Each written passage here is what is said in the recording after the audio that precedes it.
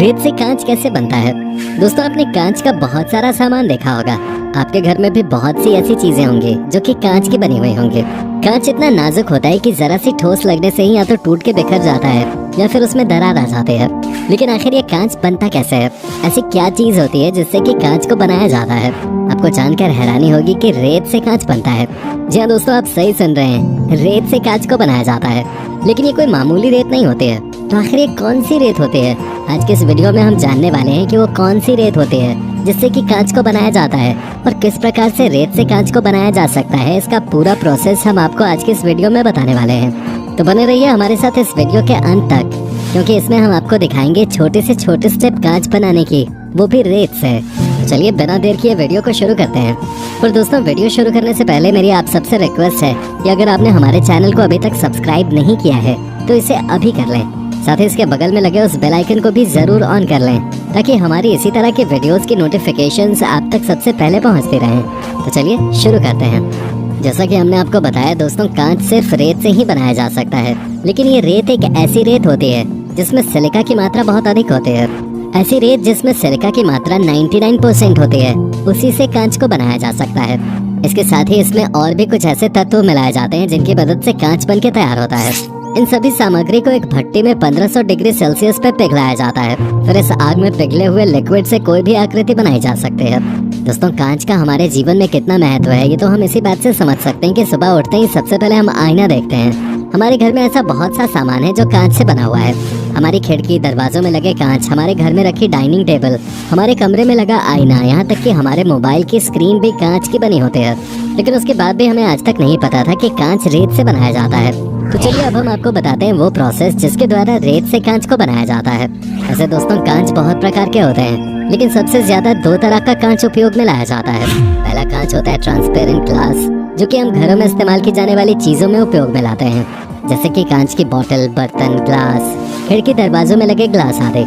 यहाँ तक कि इसी सिंपल ग्लास से शीशा भी बनाया जाता है, जिसे कि हम रोज इस्तेमाल करते हैं। दूसरे प्रकार का ग्लास होता है स्पेशल ग्लास। इसका इस्तेमाल कुछ खास तरह के कांच को बनाने के लिए किया जाता है। बुलेट प्रूफ ग्लास भी स्पेशल ग्लास का इस्तेमाल करके ही बनाया जाता है। वैसे तो कांच बहुत तरह के होते हैं, लेकिन 90% कांच सिंपल ग्लास का इस्तेमाल करके ही बनाए जाते हैं। इसलिए आज के इस वीडियो में हम आपको बताएंगे कि सिंपल ग्लास को कैसे बनाया जाता है। इसका पूरा प्रोसेस आज के वीडियो में बताया जाएगा। सिंपल ग्लास को बनाने के लिए सबसे पहले 75% रेत, 15% सोडियम ऑक्साइड और 10% चूने का इस्तेमाल किया जाता है। इन तीनों तत्वों को आपस में मिलाकर एक मिश्रण तैयार किया जाता है, जिसमें इस मिश्रण को रिसाइकल करने के लिए कांच के कुछ टुकड़े भी मिलाए जाते हैं। फिर इस मिश्रण को भट्टी में डाल दिया जाता है, जिसकी तीव्रता 800 से 1500 डिग्री सेल्सियस के बीच होती है। इस मशीन को इस भट्टी में तीव्रता से पिघलाया जाता है। इस मिश्रण के पिघल जाने के बाद ऐसे एक प्लेन जगह पे डाल दिया जाता है। जिस तरह से आप वीडियो में देख सकते हैं कि इसे पूरी तरह से ठंडा हो जाने के बाद प्लेन किया जाता है, जो कि एक प्लेन सीधे कांच के रूप में तैयार हो जाता है। लेकिन अगर आप कांच को किसी दूसरे आकार में ढालना चाहते हैं, तब अलग अलग डिजाइन के सांचे होते हैं जिसमें इस गर्म मिश्रण को डाला जाता है। फिर ठंडा होने के बाद ये मिश्रण उसी आकार का बन जाता है। इस प्रकार से ग्लास अलग अलग आकार का बन जाता है। जैसा कि हम देख सकते हैं, हमारे सामान्य जीवन में भी कांच की अलग अलग डिजाइन की चीजें होती हैं। कुछ गोल, कुछ लंबी, कुछ पतली, तो कुछ जीवों के आकार के।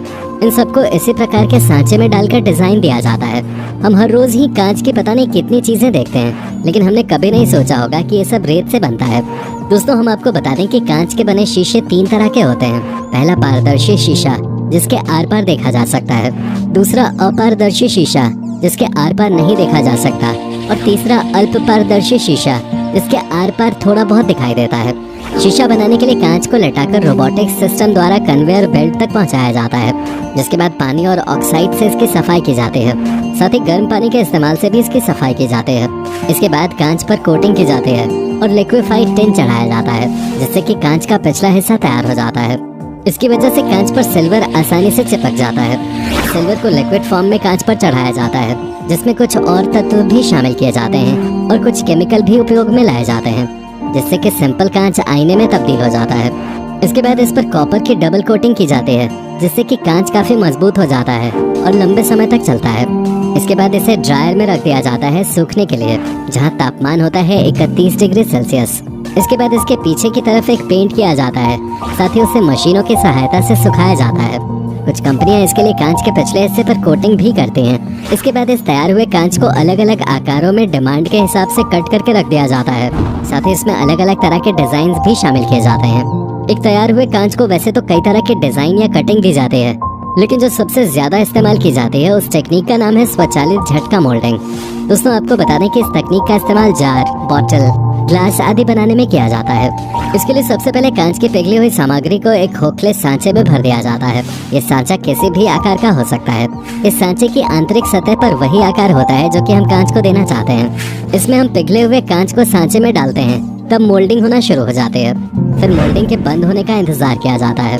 जब एक बार मोल्डिंग पूरी होकर बंद हो जाती है, तब इस सामग्री को सांचे की दीवारों के अनुकूल बनाने के लिए हवा का प्रवाह छोड़ा जाता है।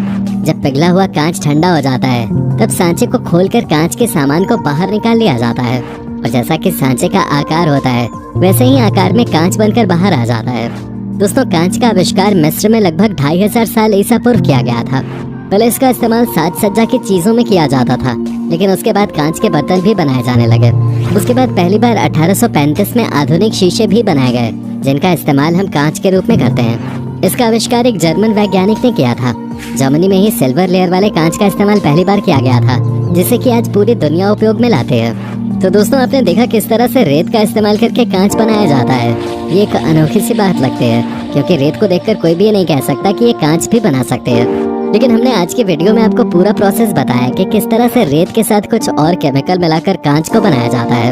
कांच को बनाने के साथ ही इसे किस तरह से अलग अलग आकार में ढाला जा सकता है और अलग अलग तरह के बर्तन, बॉटल और किसी भी डिजाइन के कांच के सामान बनाए जा सकते हैं। आपने ये सब देखा। दोस्तों कुछ कांच बहुत नाजुक होते हैं, क्योंकि वो सिर्फ सिंपल रेत और उसके साथ मिलाए गए केमिकल के बने होते हैं, जिन पर किसी भी तरह की दूसरी कोटिंग नहीं की जाती है।